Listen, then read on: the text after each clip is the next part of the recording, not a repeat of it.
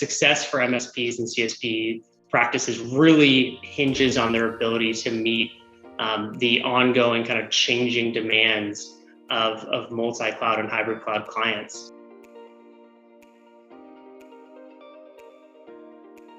A recent report from Cloudbolt Software revealed 80% of companies are so dissatisfied with their MSPs when it comes to handling multi-cloud and multi-tool infrastructure, they're willing to take their business elsewhere. The data in the report is based on a survey of more than 300 senior-level employees at companies across the globe. Will Norton, Director of Channel and Alliances of MSP CPS practice at Cloudbolt Software, explains how MSPs and CPSs got into this predicament with their customers. So they have a skills gap internally. There's so many complexities that come with adopting the public cloud. And just to handle it operationally, they're looking to outsource. But at the same time, they're growing more and more frustrated with the relationships they have.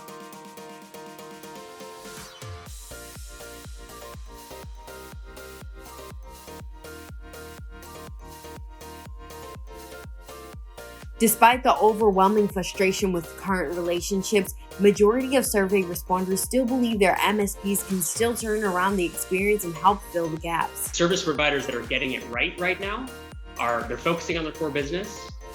They're definitely diversifying their portfolio and bringing new things to market that are really relevant, that clients are asking for, and they're automating and orchestrating to the best of their abilities. As the industry continues to shift to a multi-cloud, multi-tool environment, enterprise customers want to lean into their relationships with MSPs just as much as they depend on the product.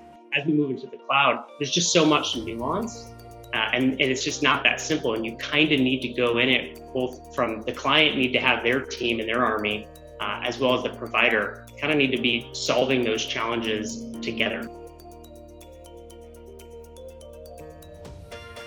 You cannot say, this is all we do, and that's all we're going to talk about. If you're not interested or willing to entertain support in a broader sense, the clients are going to find a partner that will.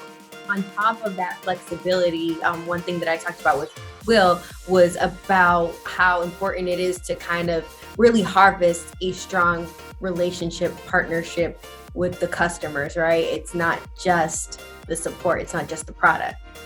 To be a good partner, you have to deliver on the core things, but being a partner means being available to consider things that may not be set in stone in a contract.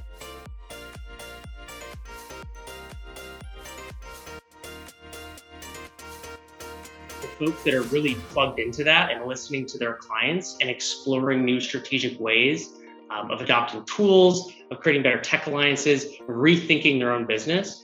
Ultimately, I think those are the practices that are going to see a lot of success.